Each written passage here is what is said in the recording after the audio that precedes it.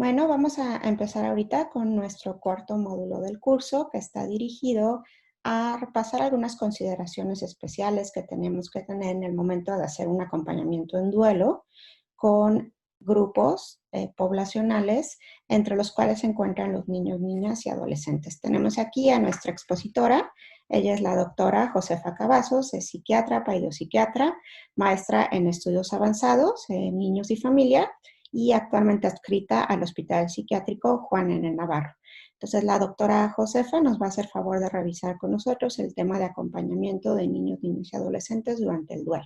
Empezamos con el tema, espero que les sea de utilidad. Los puntos básicos que me gustaría transmitirles son cómo podemos acompañar a los niños, niñas y adolescentes durante el periodo de duelo, el proceso de duelo, algunas manifestaciones características de cada una de las diferentes etapas de los niños y los adolescentes y cuándo es necesario pedir ayuda. Los niños de 2 a 3 años aún no desarrollan la comprensión de la muerte. Todavía no entienden que la muerte es para siempre. Sin embargo, al hablar con ellos, es muy importante utilizar palabras reales, como muerte o como ha muerto, ya que utilizar eufemismos como se fue a dormir o ya no va a despertar pudiera crear mucha confusión e incluso temores extras. Si le decimos a un niño de esta edad es que se fue a dormir y ve que ya nunca regresó después de irse a dormir, ¿sí? Podría, por ejemplo, tener miedo a irse a dormir por el temor a no despertar. A esta edad, los niños necesitan utilizar, escuchar muchas veces la información para poder procesarla, por lo que es normal que pregunten una y otra vez qué le pasó a la persona que falleció. Es importante responder de una forma clara, tranquila, honesta, transmitiendo mucho afecto y seguridad y permitirles la expresión de sus sentimientos de diferentes formas.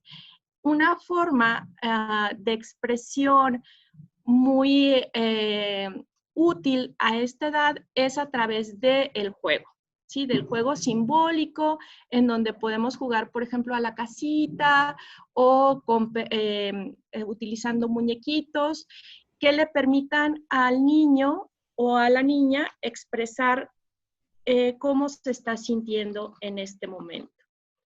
Los niños de 4 a 6 años tienen un pensamiento mágico normal de esta etapa. Este pensamiento mágico puede dar lugar a una amplia gama de fantasías ante la pérdida. Pueden pensar que ellos hicieron algo que pudo provocar la muerte, por lo que tenemos que tener mucho en cuenta esto para poder tranquilizar y poder estar preparados para las preguntas que es frecuente que nos hagan, como ¿cómo murió? ¿Qué va a pasar con él? ¿Va a tener hambre? ¿Va a poder dormir? ¿Se va a sentir solo? Entonces, necesitamos estar preparados para poder responder estas preguntas de una manera simple y veraz.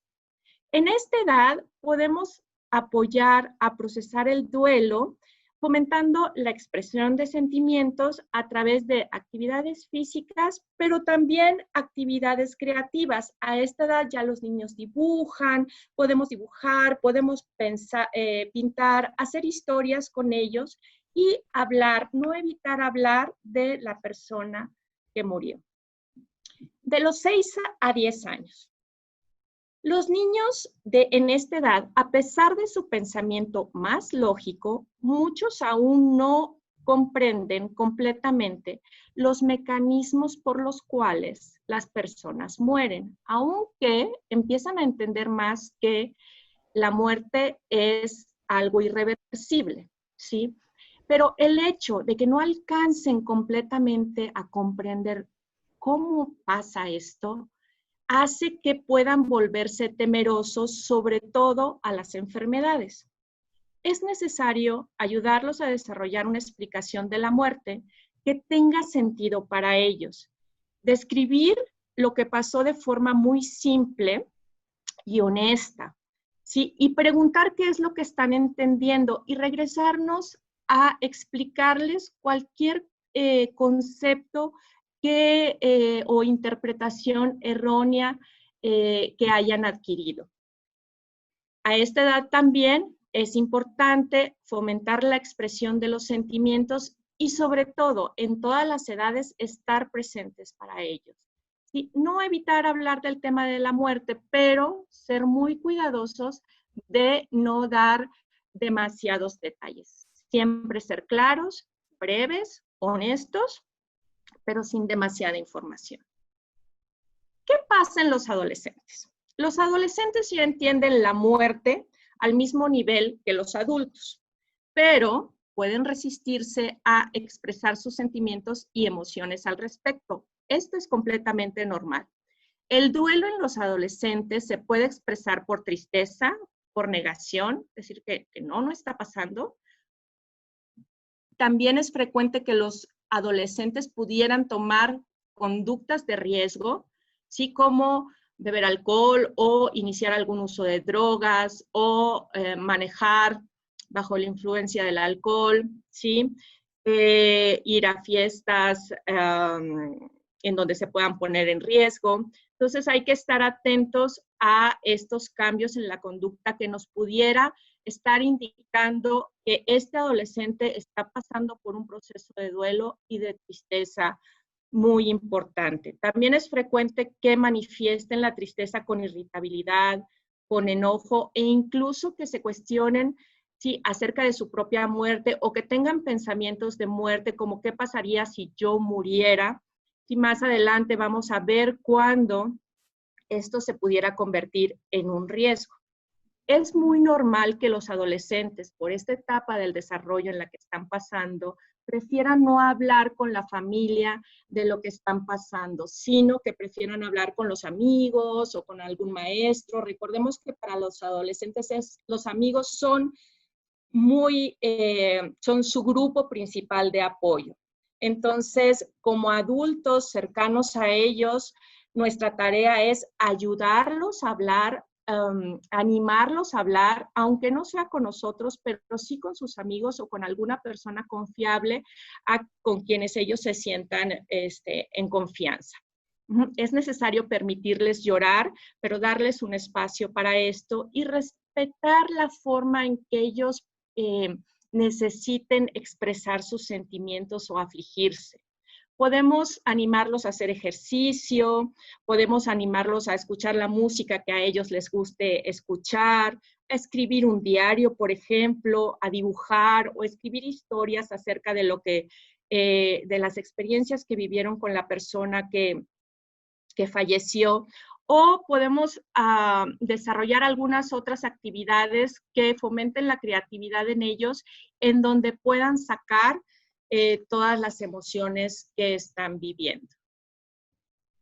Algunas medidas generales que me gustaría que conservaran con ustedes para el afrontamiento del duelo son siempre permitir la expresión de sentimientos, ¿sí? Al permitir que se expresen los sentimientos, la única forma de procesarlos, la única forma de procesar los sentimientos es sentirlos. ¿Sí? Se tiene que sentir para poder cerrar el ciclo, para poder salir del duelo de forma saludable. Para esto podemos ofrecer algunas alternativas que ya mencioné durante la presentación, como escribir, dibujar, hacer una historia, ¿sí? Leer un cuento. Es muy importante, sobre todo en los niños preescolares, escolares y los bebés, mantener la rutina, evitar exponerlos a información que no tengan la capacidad de interpretar, hacerles saber que no son responsables de lo sucedido y hacerlos partícipes sobre las conversaciones que tengan acerca de la muerte de este ser querido, sin sobreexponerlos a información, pero sí incluirlos en las conversaciones familiares que haya. ¿Cuándo necesitamos buscar ayuda profesional? Cuando las manifestaciones de duelo persisten más allá de 6 meses o cuando su intensidad, aunque no hayan pasado los 6 meses, es tan importante que altera el funcionamiento del niño, la niña o el adolescente. Cuando, por ejemplo, hay pesadillas persistentes, irritabilidad, enojo, problemas de conducta persistentes, alteraciones en el patrón del sueño o la alimentación continuas, o cuando este periodo de regresión a comportamientos que ya había superado dura más de 6 meses, cuando los adolescentes empiezan uso de alcohol o drogas durante este tiempo, cuando detectamos que hay un aislamiento importante de la familia o de los amigos, ansiedad, depresión que altera su funcionamiento en la vida diaria, o cuando nos expresan ideas de muerte o ideación suicida. Uno de los focos rojos para llevar a ayuda profesional a los adolescentes es cuando empiezan a hablar frecuentemente de la muerte o hacen comentarios como ¿qué pasaría si yo no estuviera? ¿Sí? Entonces es momento como de investigar más y de ahondar más en lo que están sintiendo y lo que están pasando para descartar que haya ideación suicida. Pues espero que les haya sido de utilidad la presentación. No sé si hay alguna pregunta, Denny. Muchísimas gracias, doctora Cavazos. Creo que fue una muy buena exposición y algo muy útil porque siempre es una inquietud el cómo abordar el tema del duelo con niños, niñas y adolescentes. Mencionó algo que me parece importante y que puede ser motivo de inquietud. Es esta idea o esta pregunta de si se debe o se puede o en qué circunstancias se puede compartir las emociones que el adulto tiene con los niños. Por ejemplo, esto de acercarse y compartir en el duelo que el adulto también llore o no llore, ¿no? Puede generar un poco de ansiedad tal vez, ¿no? El adulto el no saber hasta qué punto es válido hacer esto. ¿Nos podría explicar un poco más cuál sería la recomendación? Sí. Muy bien. Es una pregunta muy frecuente que hacen los padres de niños y niñas. Y sí, los sentimientos de pérdida, incluyendo la tristeza, son sentimientos normales que debemos de normalizar, ¿sí? Entonces, está bien sentirnos tristes, está bien llorar, siempre y cuando, ¿sí?, este llanto no sea descontrolado, que pudiera abrumar al niño. Sí, generalmente esta pregunta la hacen más como con los niños escolares, ¿sí? O preescolares. Entonces está bien decir, mamá o papá o abuelita está llorando porque está triste, porque también extraña a este ser querido que falleció, ¿sí? Entonces, esto le permitirá a los niños, pues, sentir que está bien también sentirse triste, que está bien llorar, ¿sí? Que los adultos también lo están sintiendo, va a prevenir también que se sientan solos en su sensación pues de pérdida y de extrañamiento. Sin embargo, debemos de recordar que es importante transmitir seguridad. Entonces, ¿qué es lo que podemos decir? Estoy triste, pero bueno, es normal estar triste, pronto vamos a estar bien, ¿sí? O podemos seguir haciendo nuestras cosas a pesar de que estamos tristes, nos sentimos tristes, pero vamos a hacer, vamos a recordar a esta persona que extrañamos mucho, pero también estamos bien. Y así de esta forma les damos seguridad. Perfecto. Bueno, doctora, pues muchísimas gracias por compartir este tema. Entonces, con esto cerramos este primer apartado del módulo 4 del acompañamiento de niños, niñas y adolescentes. Ahora vamos a dar paso a nuestro siguiente tema dentro de este módulo de acompañamiento a poblaciones especiales. Tenemos con nosotros a la doctora Evalinda Barrón. Ella es psicogeriatra, actualmente directora de vinculación interinstitucional en el CONADIC, y nos va a hablar de algunas consideraciones para el acompañamiento de duelo en adultos mayores. Muchas gracias por acompañarnos, doctora Evalinda. Sí, muchas gracias por la invitación.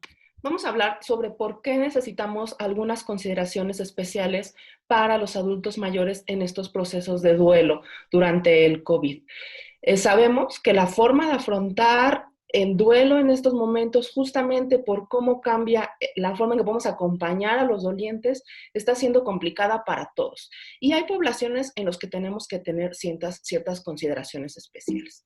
Cuando hablo de adultos mayores, bueno, están los adultos mayores que son altamente funcionales, que estaban trabajando, que en realidad no hay un proceso de duelo distinto, pero sin embargo hay aquellos a los que este confinamiento los ha afectado ya emocionalmente antes de tener alguna pérdida, que tiene que ver con la vulnerabilidad biológica que tienen, pero también con la vulnerabilidad social, con el confinamiento, con la falta de adecuaciones que como sociedad hemos impuesto sobre las personas adultas mayores.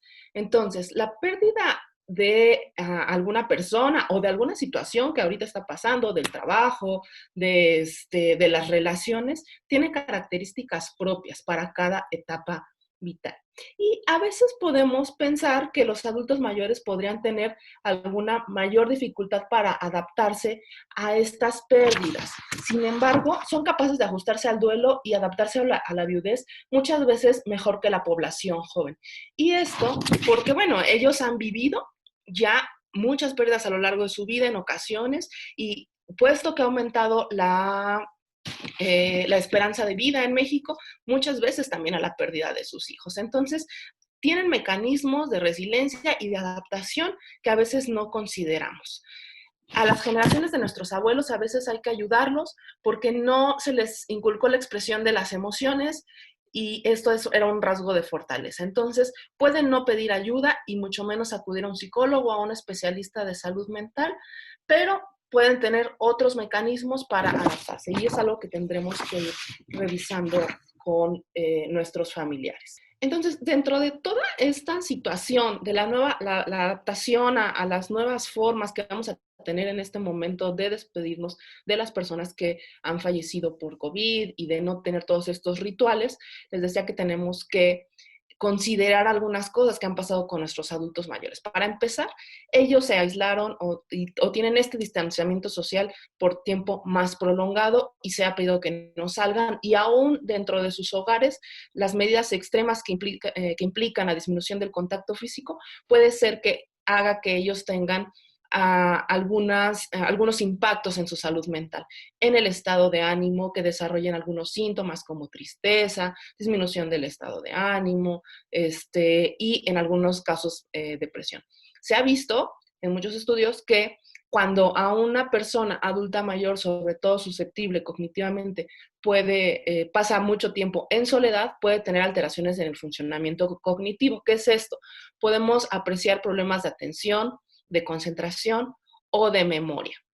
La calidad del sueño, esto es algo que nos está pasando a todos en este momento, pero justamente con la disminución de las actividades físicas en casa, puede ser que no estén durmiendo o estén durmiendo menos. Y esto es importante porque asimismo la alteración del sueño implica alteraciones cognitivas en la atención y en la concentración y viceversa. Y en la salud en general, sabemos que finalmente, aunque ahorita la atención está totalmente en COVID, aquellas enfermedades crónicas que padecemos y que padecen los adultos mayores, pues pueden estar mucho menos en revisión por parte del personal médico y por parte de las propias personas y familiares. Y que ha sido a veces difícil conseguir medicamentos y bueno, estamos envueltos en una situación donde la vulnerabilidad que decía, no solamente inmunológica, sino la vulnerabilidad social es algo que puede impactarlos y que puede afectarlos. Y entonces necesitamos algunas consideraciones especiales para la población de adultos mayores. La primera es enfatizar las medidas epidemiológicas que toda la población tiene que seguir y en forma especial para los adultos mayores, porque sabemos que la distancia social, las medidas de higiene, las medidas de protección, el uso de cubrebocas, alcohol en gel, lavado de manos, hay veces que es necesario recapitularlo. Y en aquellas personas que pudieran tener alguna alteración cognitiva, es importante estarlo mencionando y a veces haciéndolo con ellos en repetidas ocasiones. La otra es informar la claridad e información apropiada, enfatizando la naturaleza de la enfermedad y las razones de distanciamiento social. Y esto es primordial para poder explicar por qué no estamos teniendo estos rituales que los mexicanos tenemos con frecuencia para despedir a nuestros difuntos. Es decir, por qué no estamos yendo al panteón, por qué no podemos congregarnos para despedirnos, por qué no podemos hacer rezos. Esto es primordial para que puedan entender la gravedad y por qué tenemos que estar ahorita alejados. A veces hasta por qué no podemos abrazar, ¿no?, a la persona que ha fallecido o abrazarnos entre nosotros. La intervención debe ser en base al contexto del adulto mayor, considerando su funcionamiento, independencia, salud y economía. Y con esto me refiero a que no hay una vejez, no es cuando todos llegamos a los 65 años, ya no somos funcionales. Eso tiene que ver con un contexto y un precepto y un social.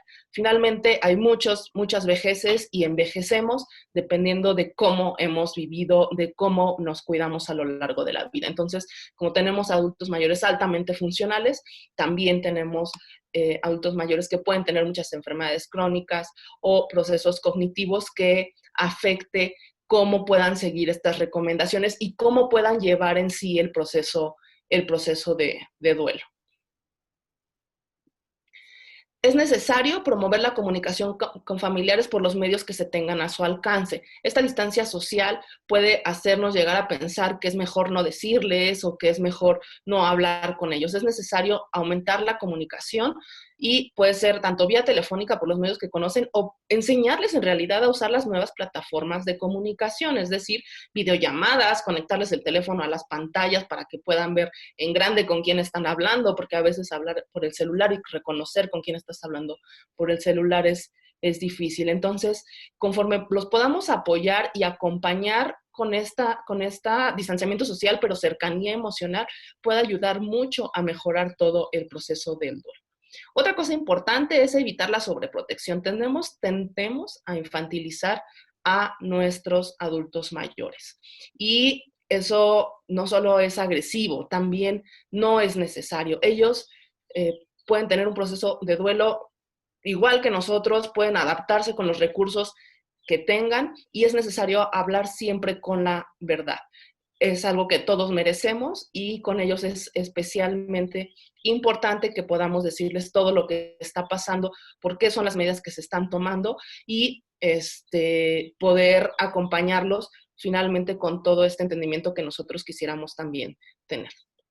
Hay que enfatizar la importancia de la actividad física y las actividades del hogar. Es necesario poder mantener una rutina a pesar de las situaciones fuertes y difíciles que estamos pasando, como implica la muerte de algún familiar. Tendemos a no dejar que nuestros adultos mayores hagan nada, ¿no? Y frases como, bueno, es que ya trabajó toda su vida, son comunes en la consulta. Sin embargo, todos necesitamos ser útiles, todos necesitamos actividad y ayuda. Entonces, permitirles ayudar dentro de la casa con las acciones que ellos puedan es fundamental para que todos nos podamos sentir útiles y colaborando dentro del hogar. Y les permite además estar enfocados en alguna otra cosa que no sea este proceso de duelo. Entonces, bueno, algunos aspectos adicionales para tomar en consideración son: siempre es importante, sabemos que está siendo difícil para ellos, pero promover las medidas de higiene del sueño, evitando el uso de medicamentos o inductores del sueño. Si vemos algún dato de alarma en las personas adultas mayores en nuestra casa, es decir, que no está durmiendo, que no está comiendo, que está muy triste, que llora mucho, que de repente pudiera llegar a decir que sería mejor dormir y no despertar, o expresar deseos tácitos de querer quitarse la vida, o que empiece a tener alteraciones en la sensopercepción, es decir, que vea cosas que otras personas no pueden ver o escuchar, es necesario llamar a un médico inmediatamente y descartar cualquier situación que pueda estar pasando. Proporcionar recomendaciones de cómo informarse, es decir, si son adultos mayores que viven solos, si nuestros papás viven solos, es importante decirles de quién y cómo informarse, cuáles son las fuentes de información adecuadas para que no caigan en situaciones de pánico, como nos puede pasar a todos, pero a lo mejor con ellos hay que dar como una mejor guía o ser más explícitos en eso, y explicar las consecuencias de la sobreinformación y el impacto en el estado de ánimo. Puede que si están en esta situación de aislamiento y sin tener actividades, el pasar demasiado tiempo expuestos a una información frecuente sobre lo que está pasando en el mundo y en el COVID pueda no ayudar al proceso de duelo. Entonces, Bueno, finalmente, solo decirles que el proceso de duelo en un adulto mayor es igual al que todos pasamos, es difícil, todos estamos en un proceso de adaptación a las nuevas formas de despedirnos de nuestros seres queridos, y cuando tengamos dudas de qué pasa, qué hacer con el adulto mayor que está en mi casa, hagamos lo mismo que nos gustaría que nos hicieran, saber qué está pasando, que nos expliquen adecuadamente y que nos den un espacio para expresar nuestros sentimientos y nuestras emociones.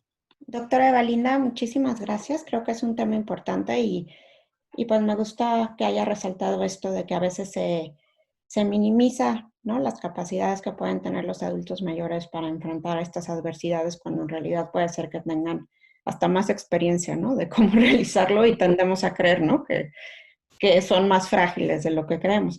Pero sí creo, estaba pensando en esto mientras lo decía, que quizá una de las cosas difíciles o de las inquietudes que pueda haber, y lo llegó a mencionar en algún momento, es qué pasa en el caso de los adultos mayores que sí tienen algún deterioro cognitivo, por ejemplo, Alzheimer, ¿no?, las demencias que su frecuencia ha subido. ¿Qué recomendaciones les podría dar a sus acompañantes? ¿Qué sería bueno que algún interventor, por ejemplo, le resaltara a su familia sobre cómo acompañar a estos adultos? Es importante en las personas que tienen algún tipo de demencia vascular o Alzheimer moderada o severa, donde los procesos adaptativos pueden ser difíciles, no solamente por el entendimiento de que alguien falleció, sino por el cambio de rutinas o porque la persona que falleció puede ser uno de los cuidadores primarios.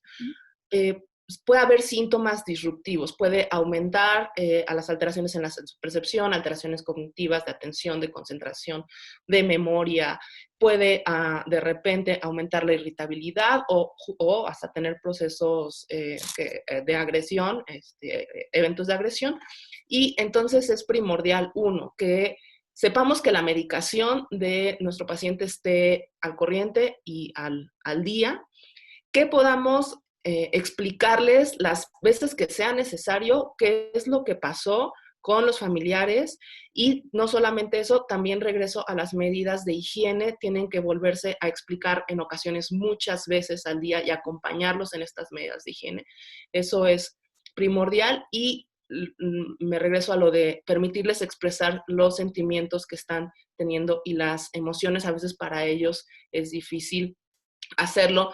Para todos es difícil, para ellos a veces es más difícil hacerlo cuando han tenido una pérdida que puede ser significativa. Y sí, el proceso de duelo puede ser más complicado dependiendo del tipo de demencia que hay. Entonces, si llegan a ver que esto puede ser disruptivo, les tienen que llamar a su médico tratante para ver cuáles son las medidas que hay que tomar, ya sean conductuales, que es lo mejor siempre, o farmacológicas.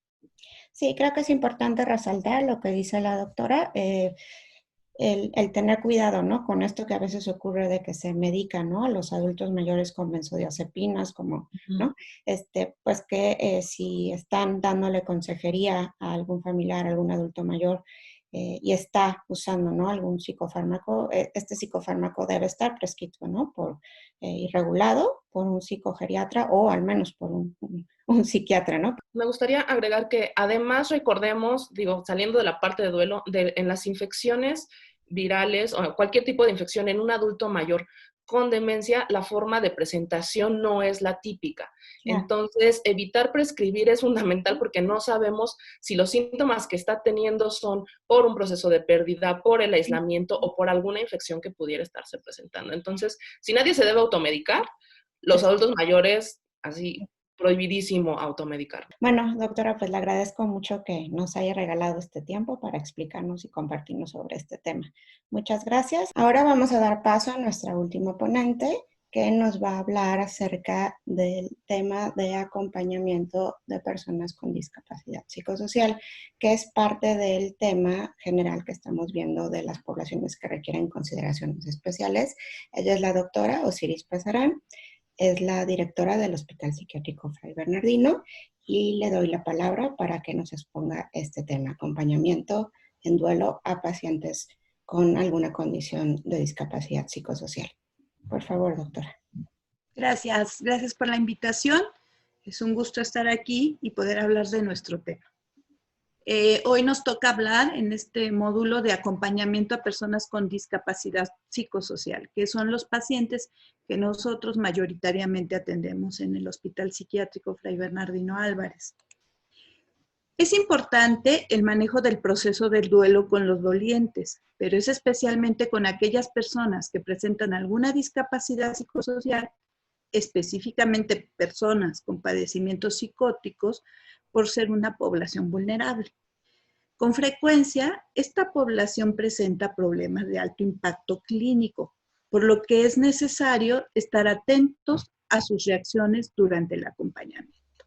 Pareciera que ellos no van a mostrar ningún síntoma y no les afecta, pero eso no es real. Ellos están igual que todos los demás, sufriendo y tienen un modo peculiar de mostrar su sufrimiento.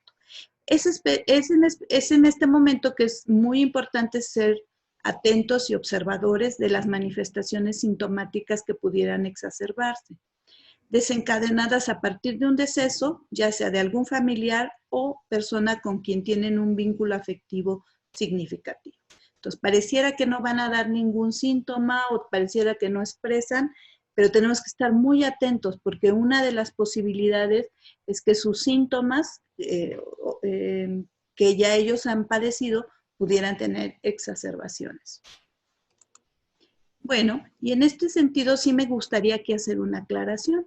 Cuando se vive un proceso de duelo en la población general, se pueden desencadenar expresiones de características psicóticas, sin ser pacientes psiquiátricos, algunas de ellas expresadas por la negación, alucinaciones o desconfianza, lo cual es una reacción de adaptación a la realidad que se está viviendo. Digámoslo de este modo, eso es esperado y hasta cierto punto es normal, pero nosotros estamos hablando de los dolientes con discapacidad psicosocial.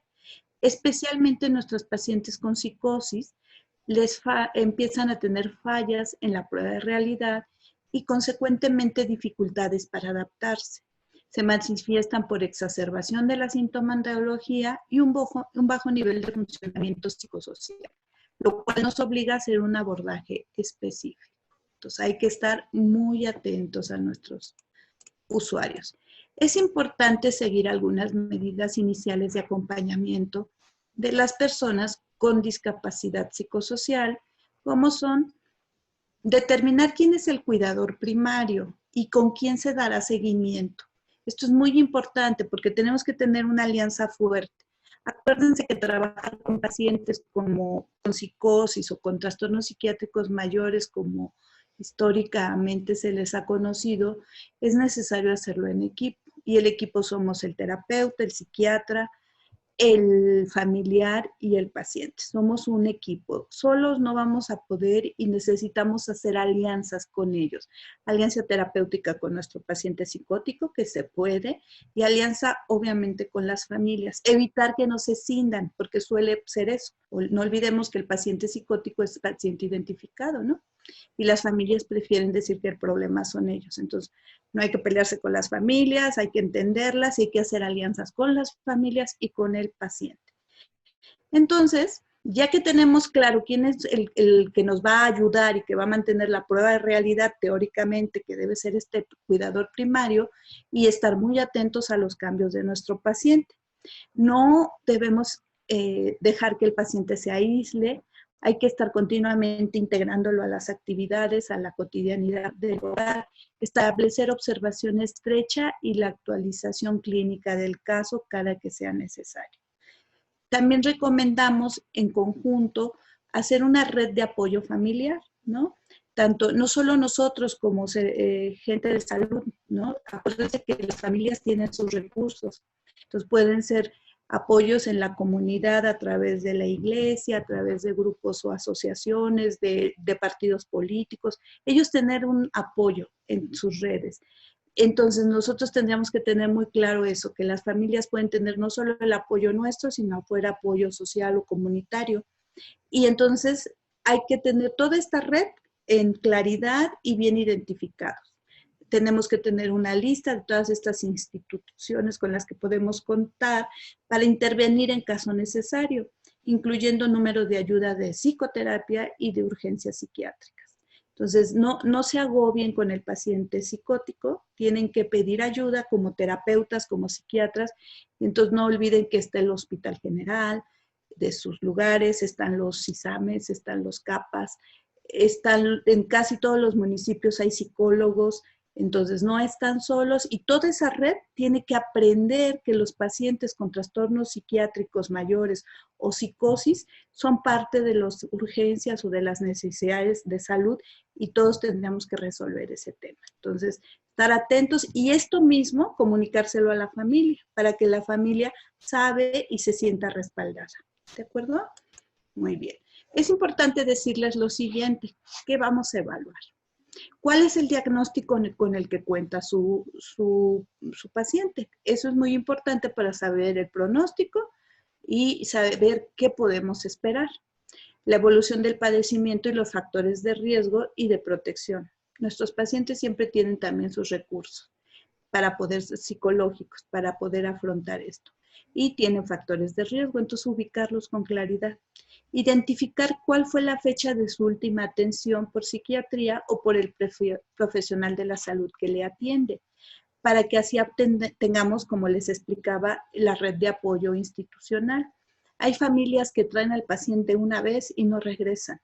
Y entonces te dicen, es que va allí al Fray Bernardino y revisas el expediente y tiene 3 años, 4 años que no viene. Entonces es importante, después de alguien que ha dejado de venir tanto tiempo, pues sepa cómo, quién sabe cómo esté haciendo su tratamiento, o sea que la última consulta en el hospital no es tan válida. Entonces necesitamos preguntarle a la familia cómo ha decidido manejar a su paciente. Entonces es importante ubicar las fechas. Determinar qué tratamientos toma, ¿no? Investigar si ha tenido apego y adherencia terapéutica. Estos son los dos puntos cardinales de nuestra atención con pacientes psiquiátricos mayores. Primero que nada, tenemos que ayudar a la familia y al paciente a aceptar su enfermedad. Es una enfermedad y saber y conocer lo más que se pueda. Los pacientes generalmente, y lo sabemos bien, se resisten a aceptar que están enfermos. Y ese es nuestro trabajo de años, ayudar a que el paciente vaya aceptando. A mí me ha tocado que me dicen, bueno, pues usted dice que es esquizofrenia. Bueno, al menos ya medio dicen que, ¿no? Porque muchos llegan y te dicen, no sé qué tengo, no, nunca. Y ya algunos pacientes que se les nota que han tenido trabajo terapéutico con ellos, dicen, pues el doctor dijo que tenía esquizofrenia. Eso es un gran avance para ellos y la familia.